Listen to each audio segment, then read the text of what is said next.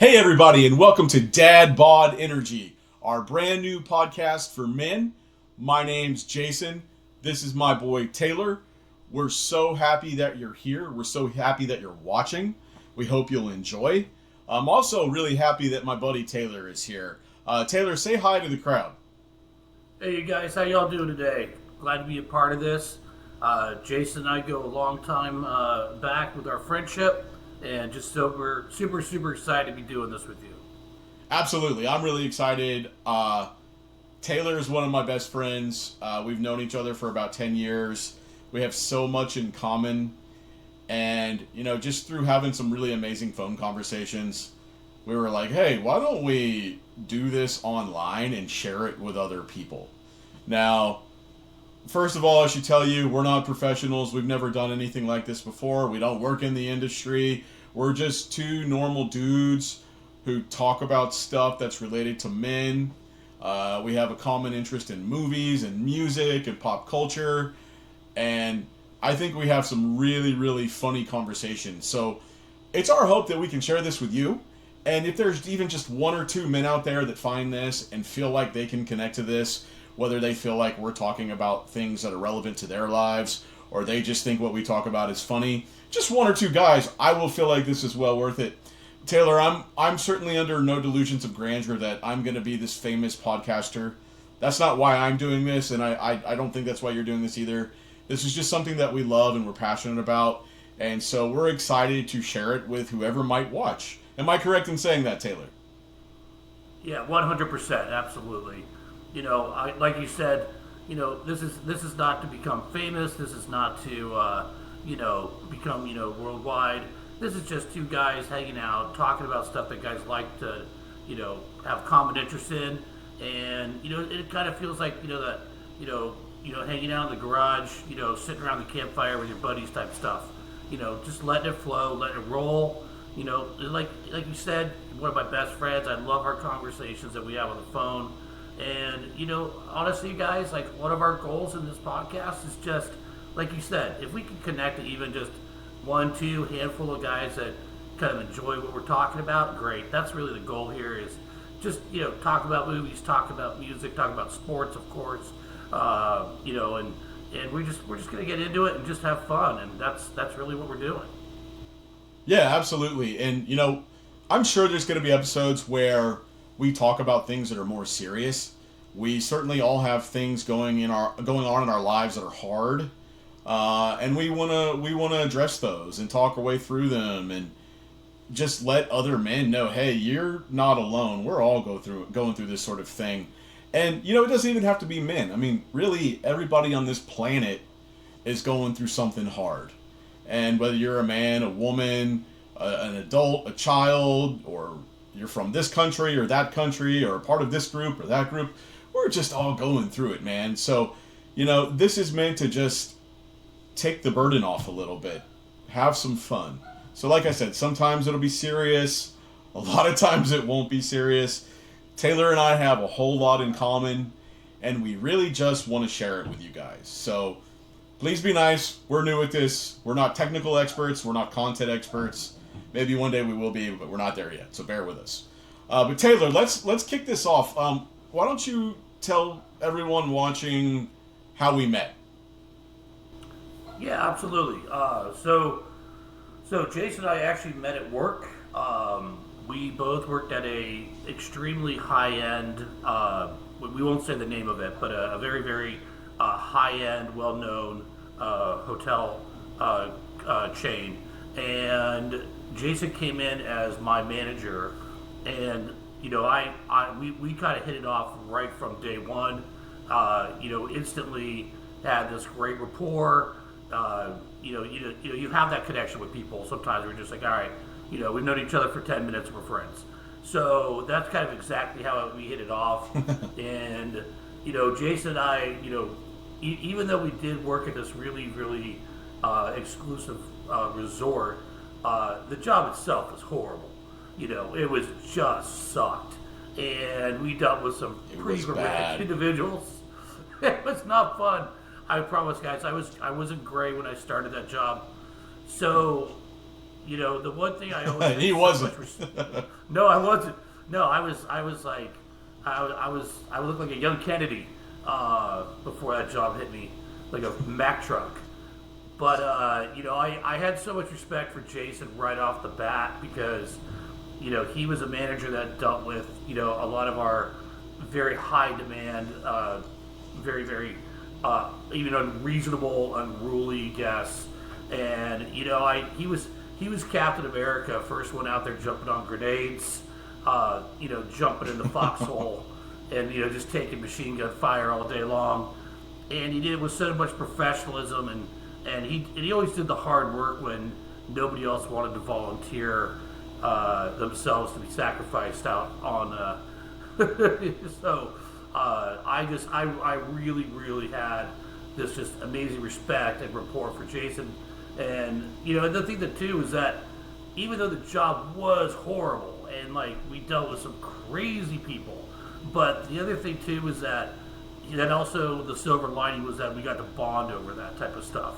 You know, and it's the classic, you know, smile and smile and be nice to people and tell them what they want to hear. They're doing the back office, you know, and just absolutely, you know, swear your head off and try not to take it back to a computer type of thing. So, but yeah, we had a lot of great memories together at that job, and also some horrible ones. But at the very end of the day, we came out of it, you know, close friends, and we've still remained close friends, which is great. No, that's great. Well said, Taylor. I do want to point out, I think we're dealing with a little bit of a funky audio and video delay. I apologize for that. Hopefully we'll sort that out, but we're going to keep going. And Taylor was right. That job absolutely sucked. You know, in a job like that where every day is a war, you got to find your war buddies. And Taylor was one of my war buddies at that job. We went through it together, and like you said, we did bond over it and had a lot of laughs about the crazy times we went through. And we really formed a cool friendship bond. If Taylor hadn't brought it up, I really kind of forgot that I was actually his boss, because that doesn't register with me anymore. That job was like 10 years ago, and you know, now Taylor and I are just friends. So I really enjoy talking to Taylor. We have a lot of the same interests. We both love movies and music and pop culture, and Taylor and I actually also share a love for what is our favorite TV show, Entourage, which I'm sure we'll talk about in future episodes. But we just have so many things in common, and we want to kind of take advantage of having that cool relationship to start this podcast and share all of these funny things and all these experiences with you guys. So we'll kind of segue now into, we've told you a little bit about us. And so, Taylor, I think it's a good time to kind of segue into some of our content for this first episode. Now, one thing that I really love about Taylor, out of the many, but one thing that really fascinates me is, because I'm from the Southeast, I grew up in the Southeast, I grew up one way, and it was a great way. I loved my childhood, I loved my upbringing. But Taylor grew up in Southern California, in the Los Angeles area. And so Taylor had a very different experience growing up than I did. And, you know, Taylor has a lot of cool stories about being out in that area, and they fascinate me. So, Taylor, why don't you talk a little bit about your experience growing up in Southern California and what you enjoyed about it, and then we'll kind of talk about the whole celebrity culture and how, you know, growing up in both Southern California and working in the luxury resort environment afforded you the ability to really meet a lot of really well-known celebrities. Maybe talk about that a little bit, and then you can share a couple stories about your favorite celebrity encounters. Yeah, absolutely. You know, and by the way, I will also say this before we segue, I've never worked a job like I did with you, where I had to listen to Rage Against the Machine while putting on blue war paint like Braveheart going into work in the morning, because that's what it felt like every day.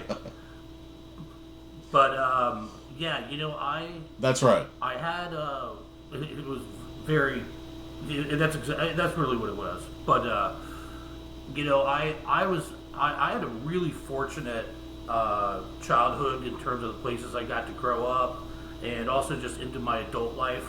I grew up in Santa Barbara, California area. I graduated from college in Malibu, and I actually graduated on a Saturday, and on Monday I was at work for New Line Cinema. And I worked for New Line Cinema for a few years. I also worked for Lionsgate Films, which I've always been extremely passionate about movies. Movies, in my opinion, just they change lives, and movies have the ability to they have the ability to make you, roll on the floor laughing, dying, holding your stomach, and they also have the ability to make you cry. They've got the ability to make you feel happiness, a lot of the range of emotions. But I love film, and I was the career that I really wanted to pursue. And interestingly enough, as we will, like Jason said before, we're going to talk a lot about in the upcoming episodes. We're going to talk a lot about Entourage. It's our favorite show of all time. And the interesting thing was that Entourage really does capture how just sharky and dog eat dog Hollywood is in terms of the executive side of it. It really is the way they portray it. And truthfully, I was just too nice of a guy to be in that industry. You gotta be ruthless. You gotta be hard. And you gotta be, down and dirty. And unfortunately, that's just not my personality trait. But, well, not unfortunately, but it wasn't a good fit for me once I saw how really hard that industry is on people. So, again, got to grow up in some amazing, amazing places. I even lived in Hawaii for a while, and I worked at an extremely high-end resort. Same company that Chase and I worked for in Hawaii. Met incredible people there, and like you said, I never like to be like name dropping, like, oh, this is who I've met. But when you have people that are like your idols and people that you really revere as an actor or perhaps a musician, it makes a huge difference when you find out that they're actually a decent, nice human being. And I would say, on that note, if I had to really think about it, I would say that probably my favorite celebrity I've ever met was maybe Keith Richards. The Stones were staying at the resort where Jason and I worked together at that time, and could not have been a more nice guy. And I would hang out with him and his wife and his family every day. I did a lot of butlering and serving for them, so I always brought them their food. It's funny, he had the same lunch every day: mashed potatoes, asparagus, and salmon. So they're really just normal people, right? I mean, they put their pants on one leg at a time, just like us. They breathe oxygen just like we do. It's always shocking to me when you meet these people, like, oh, they're just a person. Sometimes they're not a nice person, but they're just a person. Just a person. Yep, exactly right. No, you nailed it. And, I mean, I think one of the things that I liked so much about getting to meet different celebrities in terms of their personalities is that the vast majority of them, they didn't want special treatment. They didn't want to be, hoisted up on some pedestal. I'm sure they get that enough from other people. They just want to be treated normally. They just want to be living their lives. But kind of a quick funny story about Keith Richards was that I was delivering lunch to them, him and his wife, and I forgot that my cell phone ringer. I forgot to turn off my cell phone, and my ringtone was set to a Step Brothers line from Will Ferrell. And I can't say the quote directly online, but my phone went off and it said, we'll be interviewing as a team. We're here to F stuff up. And that went off while I was standing in front of Keith Richards, and my jaw dropped. and I'm just like, I'm so sorry. I'm very sorry. I didn't realize my phone was on. And he just looked at me and starts laughing. He goes, Step Brothers. I love Step Brothers. And I'm like, nice. You are the coolest dude ever. I was like, all right, I'm going to lose my job. And he's like, I love Step Brothers. And, the other... Very nice. The other person, and, like you talked about, just people like us, Steve Carell just could not have been a cooler dude. Super chill, very, very just calm, relaxed, personable, and he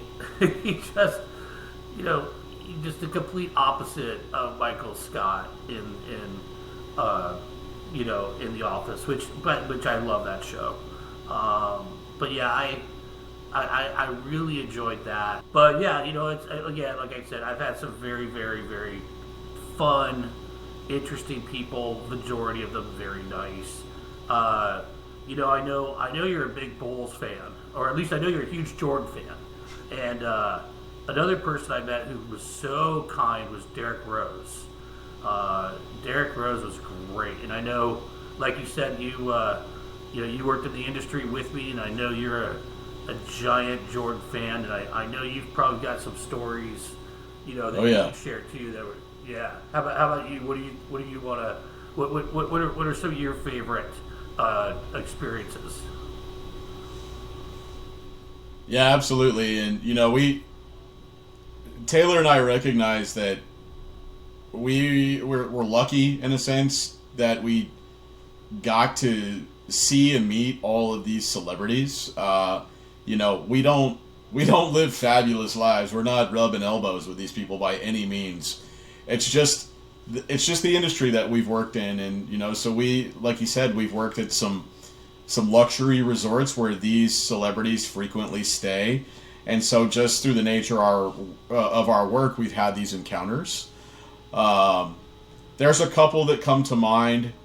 The best celebrity experience I've ever had in terms of just nicest, most down to earth, coincidentally, was also Steve Carell. You'd mentioned Steve Carell, and he was mine as well. He and his family came to a resort I worked at. It was a ski resort, so they came to ski for a week, and I would see them just about every morning, and they were just so respectful and humble, and treated everyone so kindly, asked us questions about our day. I'm like, why do you care about my day? My day's boring. You're Steve Carell. Let's talk about your day, But it amazed me that they were such kind people, and it was obvious that his fame did not change him. So I've always appreciated that about him, and it's made me a lifelong fan of his. But otherwise, my favorite celebrity encounter, and Taylor, you really kind of hit the nail on the head with this, is Michael Jordan. I grew up, as a lot of guys my age did, I grew up a huge Michael Jordan fan. I've got his jersey on the wall behind me. I've got some of his sneakers over on the wall behind me. Unfortunately, I would say I'm obsessed with the guy still to this day. I'm a big fan, and he represents such a large piece of my childhood. But the resort that Taylor and I worked at together, as he mentioned, I was a manager there, and we had to wear headpieces to communicate with people throughout the resort. It was a very large resort, and being the manager on duty, I had to be able to communicate with a lot of other people around the resort. And so I was standing in the lobby. We did not know this was going to happen, but I was standing in the lobby, and I heard over the radio from the security gate at the resort that Michael Jordan had just come through the gate and was coming up to the resort. And so right away, I'm just going into complete fanboy mode. And as an employee of the resort, you're supposed to display for professionalism at all times. You don't bother them. Don't really speak to them unless they want to be spoken to. A brief greeting is acceptable, but that's really about it. And, because I've had all these celebrity experiences, I'm normally cool as a cucumber. But learning that my childhood idol was on his way up, it really sent me into a little bit of freak out mode. So I went and I stood out on the drive and watched the car pull up.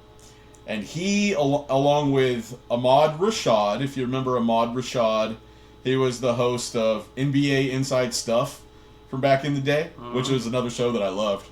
But he and Ahmad Rashad got out of the car. And I'm just standing there in awe looking at him. And, you know, MJ's tall anyway, but in person he was actually even a lot taller than I thought he would be. But I somehow was able to put a few words together. I said, "Welcome to the resort, Mr. Jordan." I said the name of the resort, but I won't tell you the name of the resort on this. But I said, "Welcome to resort, Mr. Jordan." And, you know, he didn't say anything back to me. I wasn't expecting him to. I'm but a lowly nobody. Why would MJ ever decide to talk to me? But anyway, they walked in, and they went to this bar. And I think you were working when this happened, right? You were at the front desk, if I remember correctly. Yeah.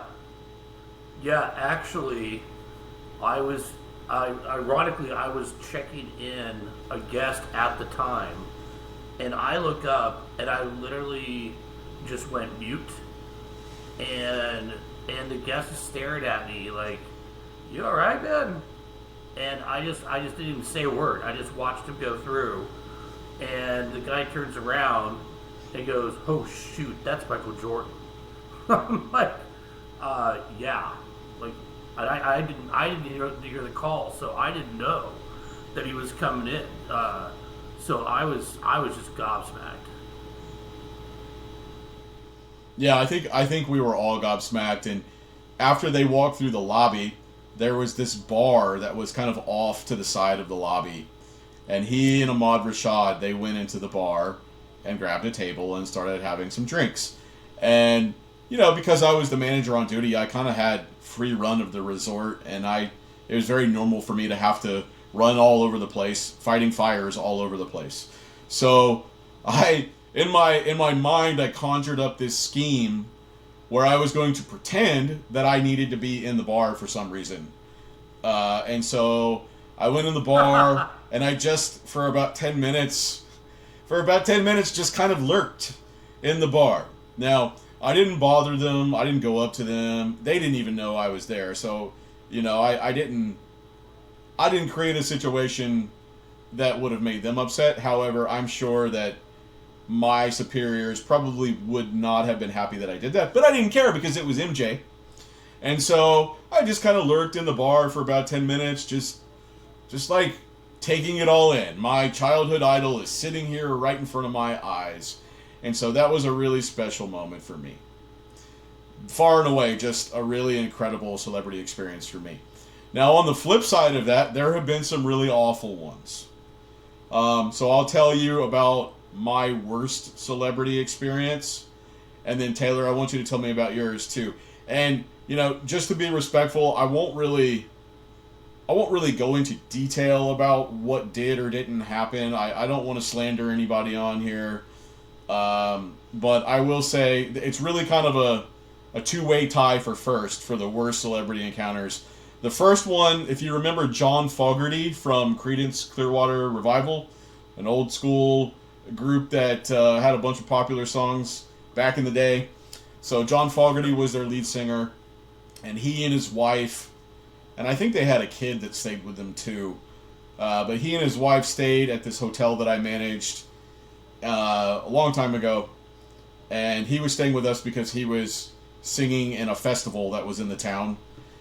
And just miserable people, especially the wife. She was just not a nice person. And so we were all really happy when they left. And to this day, I can't listen to a Creedence Clearwater Revival song without feeling a little bit of anger. The other one, and I'll move on quickly because I'm eager to hear yours. The other one, her name is Elizabeth Berkley. She played Jessie Spano in Saved by the Bell. Coincidentally, was at the same hotel that John Fogerty stayed at. But Elizabeth Berkley stayed there, and I was super excited because I loved Saved by the Bell growing up. I thought it was so cool that one of the cast members was going to be staying in my hotel. But Elizabeth Berkley, man, she took herself so seriously and just, again, talked down to everybody and just was not pleasant. Just didn't have a good vibe. Her husband was really cool. He stayed there too. But she just, she wasn't nice. And again, I'm not going to go into details. I hope this was a long time ago. Maybe both of these people have changed for the better. We all have done stupid things and all been mean at some point in our life. So I'd like to give people the benefit of the doubt that maybe they're different now. But those were my two worst celebrity experiences. How about you, Taylor? Yeah, I again, like I talked about before, I've been fortunate that most of mine have been positive. The interesting thing about the people that we dealt with is that it was usually the ones who wanted, it was usually the guests, that not just the celebrities, that were the worst, because they wanted to feel like they were more important than they really were, you know. But celebrity wise, my two least favorite, and again, I'm going to preface this by saying, man, we've all had bad days, and this is a one-time encounter. So, maybe they were having a bad day. I want to give them the benefit of the doubt. I always try to do that with people, but I wasn't the only one who kind of confirmed that this was an ongoing kind of behavioral issue with these people. So I would say one of my least favorite people I ever had to deal with was Katy Perry.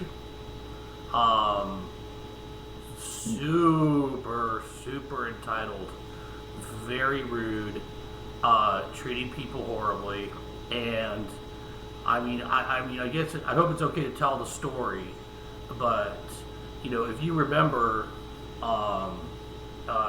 ironically, by the way, guys, when Jason left, I actually took his position. So after Jason left, I was promoted to resort manager along with where Jason was working. So he and I kind of had these same experiences together at a different time, but we always used to have our high-end clientele. They never really went through the main areas. They had usually left like underground parking garage or like service elevators, that kind of thing. In terms of keeping their anonymity while they're at the hotel. And she was leaving for a concert. We were down in by the loading docks where we took her backstage, and she got in her car, and the driver said, which I found out later with the incident, and we're sending her off, and the driver said, "Hello, nice to meet you. Would you like a bottle of water?" And she gets out of the car and says, "Please find me a driver that won't talk to me." And I'm just like, my God, like your music sucks anyway. Oh, your man. music sucks anyway. Right. I'm like, you are not a special snowflake. And then the other one, again, could have been having a bad day, but just the whole, I'm so much better than you, like, bow down to the queen, was with Jessica Alba, which is unfortunate because she's attractive. And I know, Taylor, that breaks my heart. It breaks my heart. I want her to be so kind. She just looks so cute and kind. I trust me, I wanted the same thing. By the way, yeah, personality not there at all. So I felt bad for her, honestly. I'm like, dude, like you got everything. Like you have no reason to be upset. But yeah, just did not treat people well. Right. And that's super disappointing, man. We sometimes we build these people up in our heads like they're this person, and it's really kind of our fault. We don't know them. We should be smart enough to realize that what we see on TV it's a carefully curated persona that their publicist has instructed them to present when on camera. And so you really build these people up into something, and they're not that at all. They're a completely different person with their own unique problems, and unfortunately, when you work in the industry we worked in, sometimes they take those problems out on you. So I'm going to choose to believe that Jessica Alba is a sweetheart and that she was just having a bad day. Let's go with that. Let's go with that, man. But you know, I mean, and speaking of bad days, I was so cursed at that job because anytime I ever had to work an overnight shift, it was like the full moon, would come out, and just I only had to deal with psychotic human beings on my overnights. And I remember whenever I'd have an overnight shift, I'd have to walk by security, and those guys would just look at me and just roll their heads back and just be like, dang it, you're overnight? And I'm like, yeah, because they always knew someone's getting kicked out, or there's going to be some kind of massive, dilemma and catastrophic event that we're going to have to go deal with. And man, I don't know what it was, but I mean, I had to remove so many people from that hotel when I worked overnights, and even upper management would be like, "What's the deal? Why are you always so cursed?" And I don't know. Overnights are hard enough as it is. Overnights filling out police reports is even worse. So I did not have the fortune to work an overnight. I never had to do that there. But I remember I would come in the morning and relieve the overnight manager and just hear the horror stories of what went down. It was just like the freaks definitely came out at night. So hats off to you for being able to deal with that. It's funny, something that you said a little bit earlier about how sometimes it's not necessarily the celebrity themselves that's the problem. It's their relative or their friend or just someone in their crew. And it actually reminds me of our favorite TV show, Entourage. If you think about it, the show is about a specific character who is a movie star, and everything's centered around him. But he is actually pretty nice to everybody in the show. And there's a couple guys in his entourage that really, comically have this sense of entitlement and that there is somebody and expect all this treatment because they roll with this guy. So you saying that just reminded me of our favorite show. Not to get too much into Entourage, like I said, we'll cover that in later episodes. But you will hear Taylor and I reference Entourage quite often, as we are fairly obsessed with the show. Yeah, and again, like you said, I'm not gonna go too much into it, but kind of just in the same line of what we're talking about. You and I have both been fortunate enough that you got to meet the whole cast. I got to meet one of the main cast members, and again, talking about meeting people that you idolize. We were fortunate enough to have that experience that we'll talk more about, but also just saying that you and I could both conclude how awesome and how kind those guys were. Yeah, next to meeting Michael Jordan, my other experience where I kind of forgot where I was for a second is I did get to meet the entire cast of Entourage at a MegaCon event in Orlando a couple years ago. Got my picture taken with him, got autographs, stood around and talked with him. Watched him do this Q&A panel for about an hour and a half. It was a great experience. I'll talk about that more when we dive into more Entourage-related content. But yeah, just another really cool experience. They couldn't have been nicer. They were all super down to earth, really engaging.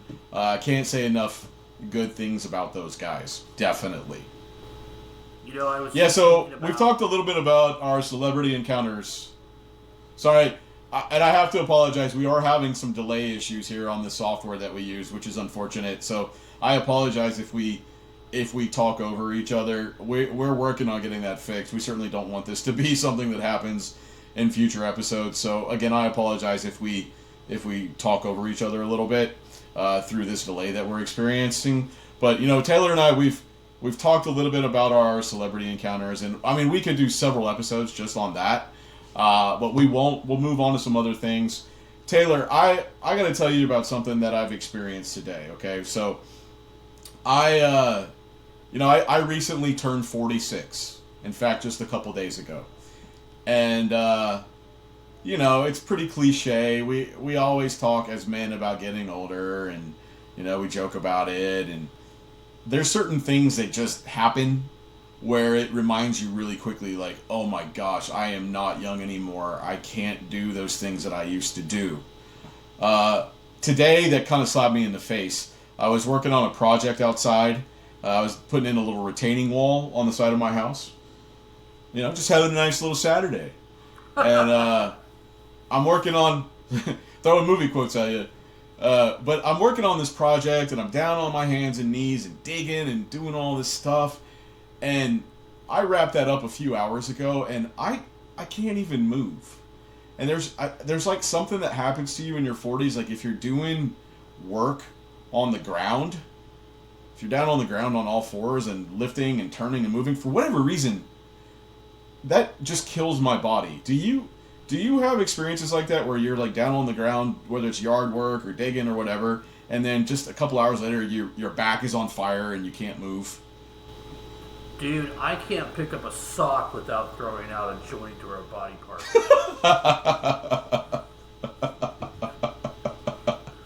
I mean, that's probably accurate for me too. I don't know. I think like maybe 4 or 5 years ago, I started noticing that it's a little more difficult to run, or like my legs hurt more if I run, or I'll have pain in my elbows because I lifted something. Not to mention, hair getting thinner, facial hair and hair turning white and gray.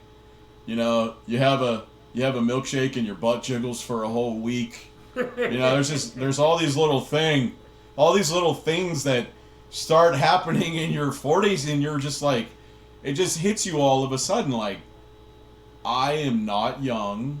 My youth is gone. And so here I am. I'm a dad. I've got a job. And those are important things. But I do miss that youthfulness that I had. And I think that, I know I'm certainly not the only person going through this. Call it a midlife crisis. Call it whatever you want. But I think lately I've been looking back a lot on things that happened in either my late teens, my early to mid 20s, with a lot of nostalgia. And it really brings me back to times in my life where I remember, man, I was so carefree. I was so in shape. I didn't worry about bills and all the responsibilities of adult life. And I think that's why I enjoy certain things so much. We talk a lot about movies. We talk a lot about Entourage, which, Entourage was a show that was filmed from 2004 through 2011, which for me was my mid and late 20s. I was single through my 20s, so it was a really formative time for me. So I feel like I really relate to the guys on that show because we were pretty much the same age as the characters in that show. So as I'm getting older, I'm really starting to lean in more on things that I liked when I was younger, because it's just, I found it reconnecting me more to my past lately, which makes me feel happy and it makes me feel nostalgic. And I think that's just a part of getting old. I think we probably all do that to some extent, but it really is, it's been nice. It's been refreshing because I'm reconnecting with things that I haven't done or thought about in a really long time. And I'm interested to see if this is something that's going on in your life. And if so, I'd like to dig into that a little bit more and just learn about some of the things that maybe you're doing. We can talk about things that we're doing.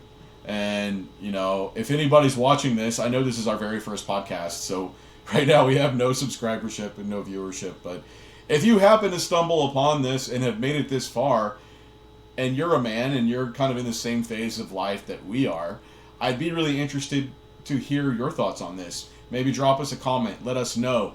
What are things that you do to reconnect to your past? But Taylor, I'll throw that question at you first. Yeah, that's a great topic, bro. I feel exactly the same way. I remember I'm 46 as well, and I remember like when I turned 40, it was this complete 180 on my body. Like all of a sudden, like it was like, and granted, I don't necessarily feel like we're that old in terms of, hey, I still feel like I've got, at least a few good more decades, at least on this planet, but I certainly do not feel the way I used to feel. And I loved growing up playing sports. I played sports ever since I could, pick up a ball. I'm a huge basketball fan. I love playing basketball. Volleyball is my favorite sport. I love golf. I love tennis. Just being outside and being active or being in the gym, man, like those are some of my favorite memories growing up, was just playing sports years round. And I'm like, dude, I can't do that anymore. Like, it sucks. Like, there's no way, and maybe one day I can get it back, but there's no way I could go run, if I ran a 5K right now, I'd end up in the hospital for half a month, and my knees and my ankles would just go out, I think that you and I, something I've been seeing online lately that really hits home for me, and I like that you brought this topic up because it's something I've been thinking about a lot lately as well. What a shocker, thinking about the same thing, but right. I hear about people talking about, like my first cell phone, I think I was either 18 or 19, and it was this ginormous black Nokia, like a brick, and this is like completely, like, this is like dial-up, internet, no smartphones. And, that was a great time to be in your teens and be in college. Was like pre-Facebook, pre-Instagram, pre-TikTok, Twitter. Because, well, thank God, none of everything I did was actually documented to be put on the internet. Because I'd definitely be in, like, Guantanamo Bay right now. But it was great because we didn't have social media distractions when we were at that age. So, what did we do with our time? We hung out with our friends. We partied. We built memories. We went and did stuff. We enjoyed cooking out and barbecuing and watching sports together and hanging out and being guys and, obviously chasing girls. But that was a great time to be that age, and I feel bad for people that, like, I've got 3 daughters, love them more than anything in the entire universe, but they spend all day, every day, just sunk in their phone, and it's like, man, there's so much more fun to life than, don't get me wrong, I could be on Instagram for 5 hours and I wouldn't miss it, like, I love watching people get beat up by kangaroos, but like again, but like I think that we were really, really fortunate that we got to grow up where you spent your time making relationships with people and talking, and that's something that's great about podcasts nowadays, is that I feel like there's kind of been a revival of people just talking again. Granted, obviously it's on the internet, but like that's where I think you have the most fun, is just connected to people. So I feel grateful for the time that we were born. Well, Taylor, since we're the same age, I mean, we experienced all that the late '90s and 2000s had to offer at the same time, obviously, but at the same age, in the same place in life. And I'm sitting here trying to picture you as a 21-year-old and what you were like, living the life out there in Los Angeles. I'm gonna give you my impression of what I think you were like, and I want you to tell me if I'm accurate or if I'm just completely using a outdated stereotype of what young Southern California men were like during the late '90s and early 2000s. So I'm picturing you. You probably had like a trucker hat or like a skater related hat, and I'm sure the bill was like super flat, and you were probably wearing a lot of t-shirts and jeans and Vans shoes or Adidas type shoes. And I don't know, I could tell you being like, "Hey, I'm Taylor. I'm from SoCal. I like sipping 40s and hollering at shorties." Just like that's how I view you, and like circa 2000 Taylor. So please tell me, like how far off I am on that totally ridiculous stereotype.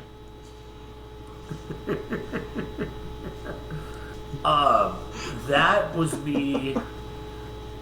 That was me a bit like, okay, you're not totally wrong, but okay, that was me.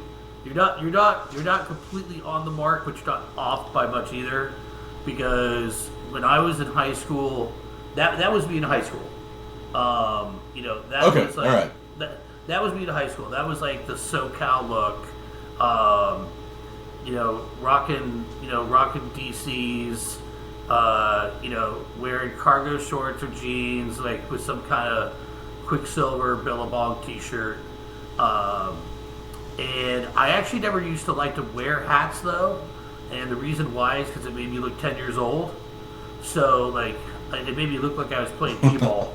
So that was me, and then I don't know what happened, but I kind of flipped the switch, and I decided to go like sport preppy, and it was like I was always rocking a Gap polo, like without fail. Like if I wasn't wearing a Gap polo, you would recognize me. Like had to be a Gap polo. Is the shirt that you have on now, is that a Gap polo from when you were 19? Are you still rocking the same Gap polo? No, this is about 14 sizes larger than what I was wearing in high school.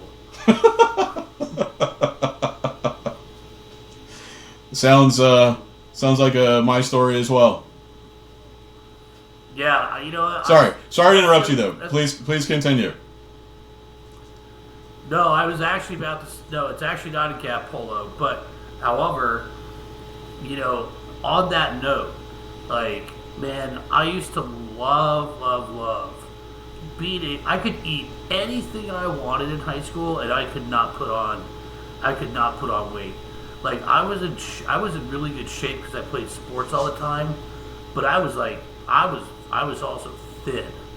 And dude, like, what a time to be alive where we would get out of school and we would go to like Carl's Jr. I don't know if people on this podcast know what Carl's Jr. is. It's like a Hardee's. Or we'd go to Taco Bell or McDonald's. And we would scarf junk food before we had to go play a game.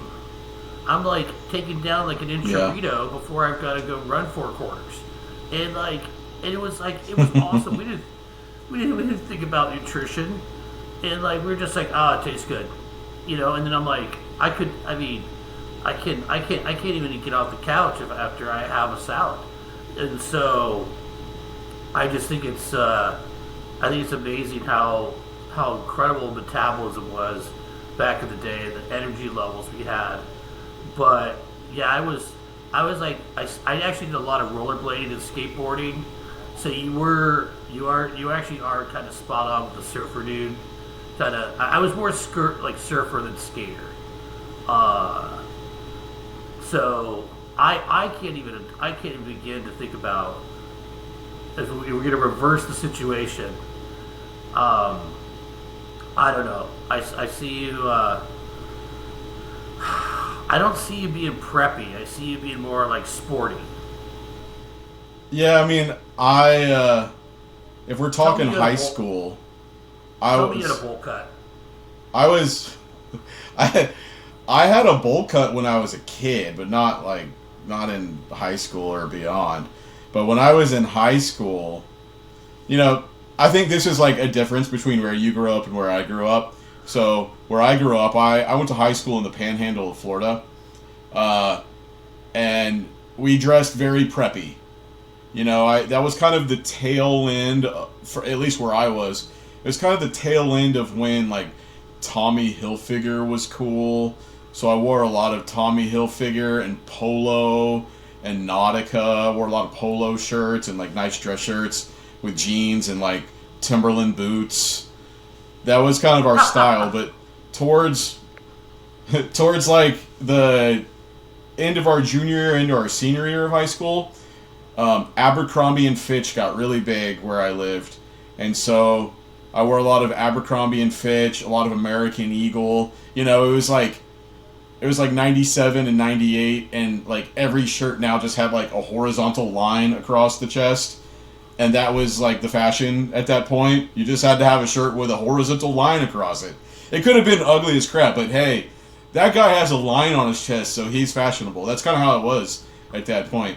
So I wore a lot of that through my senior year and then into college. Now I'm kind of embarrassed to admit this, but hey, this is a circle of truth, right? So we're gonna tell the truth on this podcast. So after I graduated, the whole like pop thing just went crazy in the U.S. Total Request Live was on MTV every day, every afternoon, and so you had like all these like pop groups that were just super big for younger people, and the boy band craze was in full swing with like NSYNC and Backstreet Boys, and Britney Spears was really big, and sadly I got really sucked into that whole scene and the hype of that scene. So I went all in. I wore like spiky hair, and I had like the frosted highlighted tips in my hair. I would actually highlight the tips, and I wore like the hemp and puka shell necklaces, and just got really too into that look for a while, through like the early 2000s, and I finally came to my senses and started dressing a little bit more mature. But that was my style from about 19 to like 22-ish. And then I decided, hey, I really like girls, so I'm going to dress as nice as possible. So I started dressing like, in a lot of dress shirts and pants and jeans and just more normal stuff at that point. But I was super caught up in the hype, all the like pop culture hype of the late 90s and early 2000s. So that was my vibe, and now Taylor is no longer going to be friends with me because he realizes just how uncool I actually am. So I've now told you my deepest, darkest secret, Taylor, so you're welcome. So now you can always picture me with the frosted tips. Can't believe you frosted your hair, bro. That is unbelievable. I think that's why I'm losing my hair now. I think... No, I know, but I told you this is a circle of truth. No, but hey, I mean, like, my hair is getting really thin these days. I'm taking some Nutrafol to help thicken it, which does work. And no, we are not sponsored by Nutrafol, but it'd be cool if we were, but we're not. But it does work, and I'm convinced to this day that my hair is thinning up because I put all that crap in my hair when I was 19, 20, 21 years old.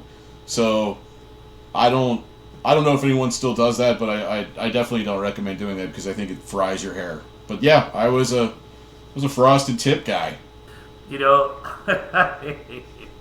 That's so awesome, dude. I love that. And you're right. And here's the good news. You were not the only one. It was a lot, like a lot of people just got completely immersed, like a tidal wave of boy bands, and and like you said, just that movement was crazy. When I was, that was a wild time, man. Sorry, I know we're still having the delay issue, so we're kind of like not on purpose, but we're talking over each other a little bit. So sorry about that. I was just gonna say, like, that was a wild time, right? Like, just the pop culture of that time was just everywhere. I mean, it was everywhere, and it affected everything. And I think, looping it back to our favorite TV show, Entourage, like, Entourage kind of happened as all of that was just starting to die down. So it kind of was a segue from, like, one culture to the next, which I thought was always interesting. But I won't lie, like, I was really into it. And, hey, you know what? As a result, I might still be a closeted boy band fan, We talk about reconnecting to times in our life where we were happy. Well, sometimes you got to throw in a little Backstreet Boys in the car to do that. So, do you remember a girl? Do you remember a girl we worked with named Siobhan? Yeah, definitely. Okay. We were at. She was very nice. Oh, she was awesome. She was super nice. I loved working with her. I think we're still friends on Facebook, actually. I mean, I don't talk to her anymore, but yeah, I think we're friends on Facebook because I'm old. I still use Facebook. So do I. So we were at. I don't know if you were there or not. I can't remember, but there was a lot of us. But we were at Rocco's Tacos for her birthday party, and Joey Vitone lives in Orlando. And we were there for her birthday party, a lot of people from work, friends, and then Joey Fatone was at a table right next to us, which we didn't realize. He got up to leave and walked past Siobhan, and I mean, this was like many, many years after Backstreet Boys, and I swear to you, she went into hysterical... NSYNC, you mean NSYNC, right? Oh, I'm sorry. He was in NSYNC. Sorry, thank you for the correction. Yeah, sorry. No, you're totally right. She went into hysterical sobbing and was like, "Oh wow. my God, it's Joey Vitone!" Like, I thought she was gonna pass out, and just tears are streaming. She's like shaking, and I'm like, man, those guys. Like, even to this day, talk about, like, having an effect on the entire, like, world. Like even after they're long gone, the dude's still making people cry, or at least women freak out and cry. Women and Jason. And Jason. And that's when... No, it's funny. Like, I have conversations... I have conversations with my daughter about this sort of stuff, and I try to tell her, like, because she's into people now that are big, and I don't know who a lot of them are, and I tell her, like, I get that you think this person that you like is big, but you have no idea, like, the hysteria and pandemonium that was created by these groups back in those days. I mean, it was everywhere, and someone who wasn't alive to experience that will never really understand the level of craziness that came with that whole genre. Just a really interesting time to be alive. But I'm grateful. Again, we talk about being grateful to grow up when we grew up. I'm very happy and grateful that I was 20 when that whole thing happened, because it was relevant to me. If it happened now, it wouldn't be relevant to me. I probably wouldn't pay it any attention, and I would just go on with my life. But being able to go through that time at the age of 20 just made it super special and amazing. And a lot of it was so lame. And I look back and acknowledge, like, Jason, you're pretty lame. But at the time, I didn't think so. I thought I was pretty cool. But, it's all about the nostalgia. Like, if one of the songs comes on now, I'll hear it and I'll jam out.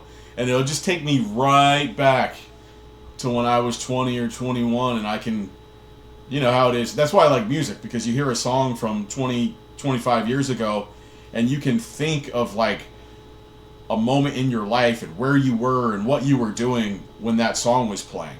And so when you hear it at the age of 46, you're revisiting that moment in your life when you were 20 or 21. And so I think it all kind of circles back to this idea that we're talking about just leaning into things that you were interested in or that were popular when you were a lot younger, because it's a very positive reconnection to a time in your life when you were really happy and carefree. So, whether we're talking about music or, fashion of the time or movies that were cool back then or whatever it is, it's just a chance to revisit that time in our life, and I really enjoy doing that. And I think you and I do that a lot with each other when we've talked on the phone. So I really hope to keep doing that with you. I think we'll probably do that a lot on this podcast, right? I imagine that there'll be a lot of looking back and reminiscing, and looking back to a time where we at least thought that we were cool. Maybe we weren't, but we sure thought so. We really did. We really thought we were so much cooler. It's like we had no idea. Gosh, man, I love thinking about. I love listening to anything 80s music. Just 80s takes me back. 90s takes me back. I still remember there was a local radio station that we listened to every night, and they did a call-in request where they would play the top like 10 requested songs of the day. And that's what we did, man. We sat there, trying to make a mixtape and record the radio while the song came on from your little little player.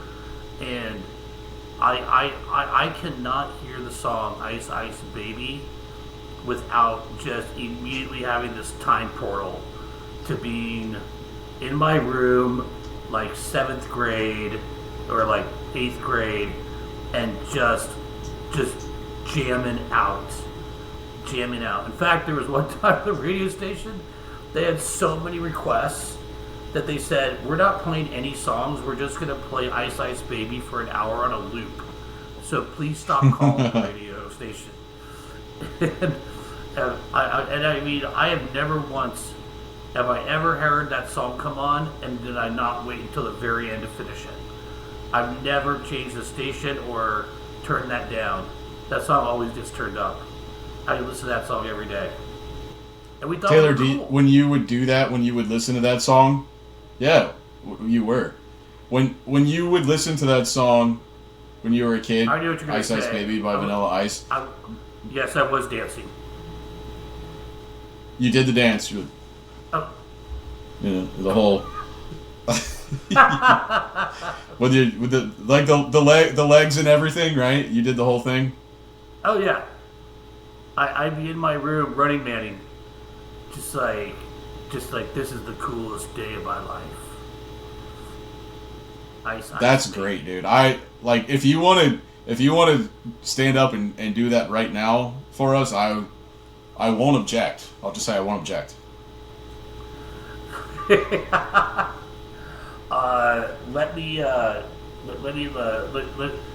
Let's hold off on that one for just right now.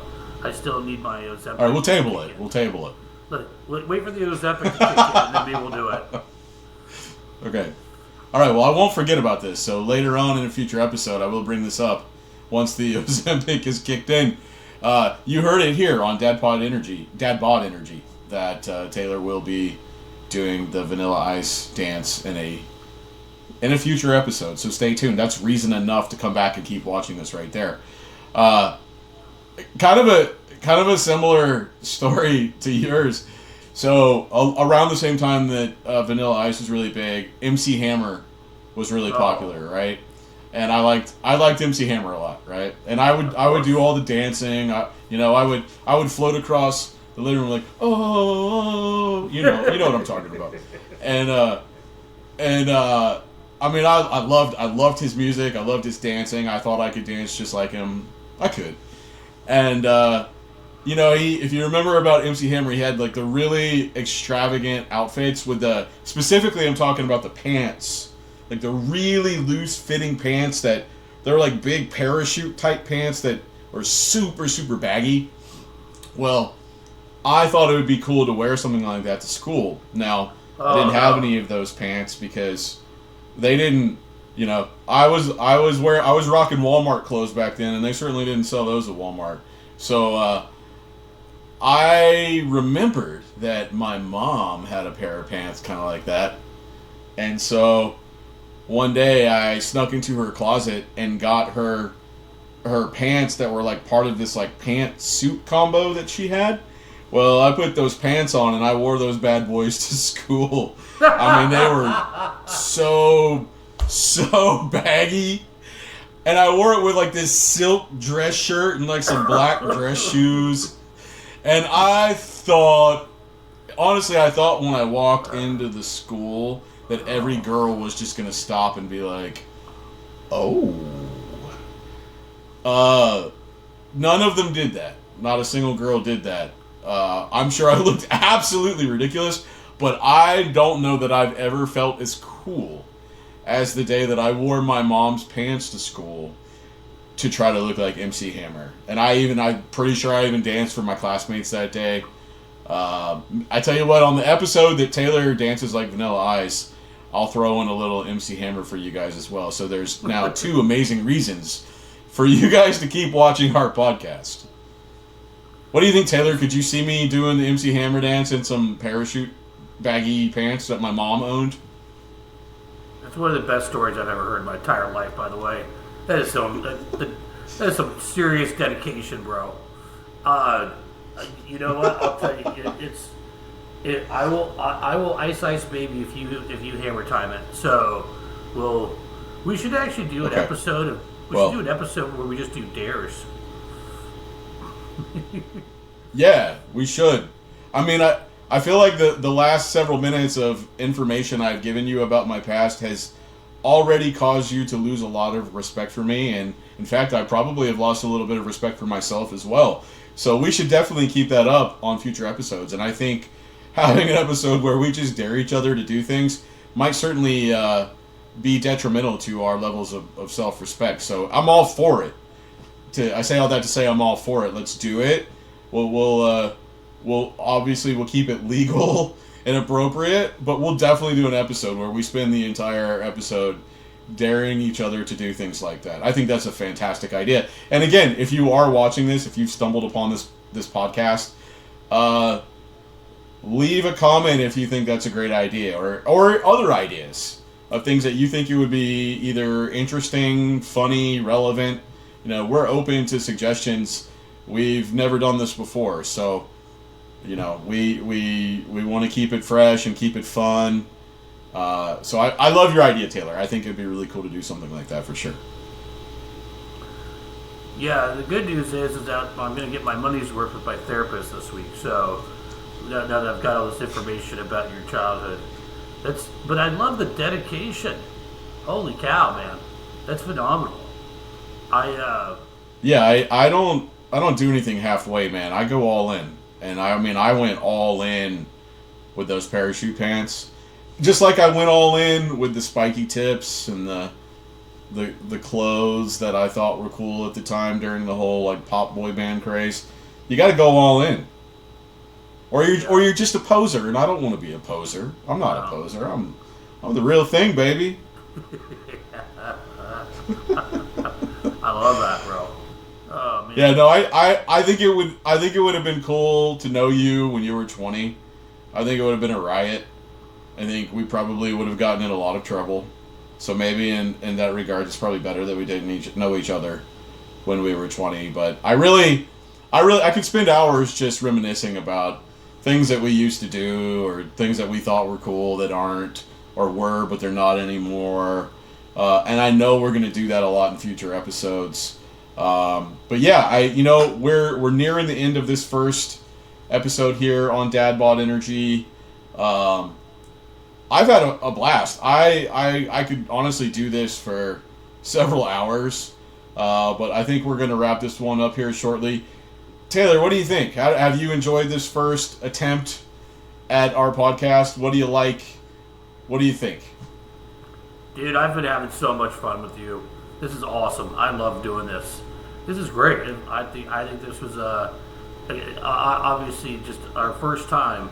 So there's going to be it's going to be a learning experience. But man, I can't wait to just keep doing this with you. This is so much fun. And I wanted to also comment on kind of what you were saying. Like guys, this is kind of as much our podcast as it is going to be yours. Like we want to talk about stuff you want to hear, stuff you want that's interesting to you. So like you said, we welcome the feedback. We want to hopefully build an audience that might think we've actually got something relevant to say one of these times. But I'm kidding. I think everything we talked about was awesome. But yeah, let us know what you guys want to hear.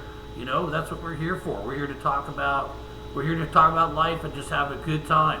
And we're looking forward to doing this again. And I hope you guys really enjoyed our content for today, because I know I really did. Yeah, I would definitely second that. I've had an absolute blast. I've been looking forward to this all day.